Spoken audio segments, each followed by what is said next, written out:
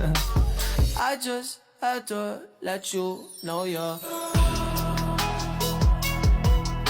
She a happy baby boo. She a happy baby boo.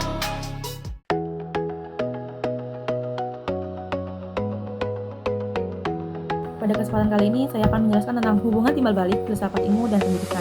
Filsafat ilmu dan pendidikan saling berkaitan dan saling memperkuat. Filsafat ilmu yakni memberikan dasar pemikiran tentang hakikat ilmu, cara memperoleh ilmu, dan tujuan penggunaan ilmu. Sedangkan pendidikan menjadi tempat penerapan dan pengembangan pemikiran tersebut dalam kehidupan nyata.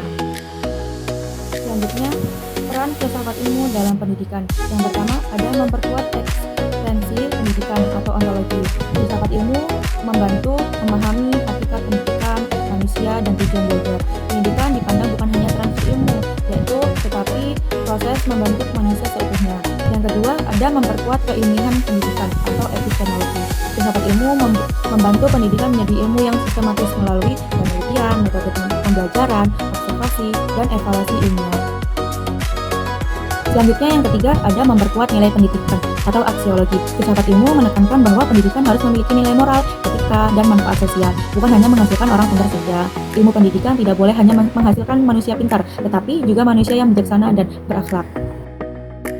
Peran pendidikan terhadap perkembangan filsafat ilmu. Pendidikan yang bermakna melahirkan manusia yang kritis, kreatif, dan relatif. Hal ini mendorong munculnya pemikiran dan kajian baru dalam filsafat ilmu sesuai perkembangan zaman dan teknologi.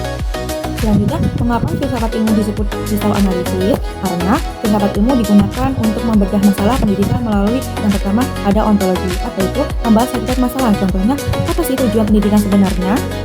Jadi di situ tuh ontologi bisa disebut juga mencari masalah, membahas masalah apa yang terjadi. Yang kedua, ada epistemologi, membahas cara memperoleh pengetahuan yang benar. Contohnya, apakah metode pembelajaran digunakan efektif, yaitu contohnya seperti metode itu layak apa enggak gitu kan. Terus digunakannya tuh sesuai apa enggak gitu. Selanjutnya yang ketiga, aksiologi, yaitu membahas nilai dan manfaat ilmu. Contohnya, apakah pendidikan membentuk karakter dan moral siswa seperti kayak itu tuh udah jelas belum loh, udah membentuk karakter siswa ataukah moral siswa itu udah terbentuk atau belum. Selanjutnya ada contoh konkret penerapan filsafat ilmu. Di sini aku mengambil tentang pendidikan karakter sekolah. Yang pertama itu ada ontologi, yaitu siswa dipandang sebagai manusia yang perlu dibentuk moral dan kepribadiannya. Yang kedua ada epistemologi, yaitu karakter dibentuk melalui pembiasaan, keteladanan, dan pengalaman. Yang ketiga ada aksiologi, yaitu bertujuan menciptakan siswa yang disiplin, jujur, dan bertanggung jawab.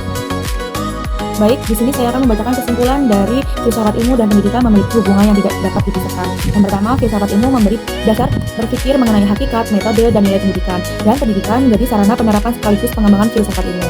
Melalui ontologi, epistemologi, dan aksiologi, filsafat ilmu menjadi alat analisis untuk memahami dan memecahkan persoalan pendidikan secara mendalam, kritis, dan bernilai kemanusiaan.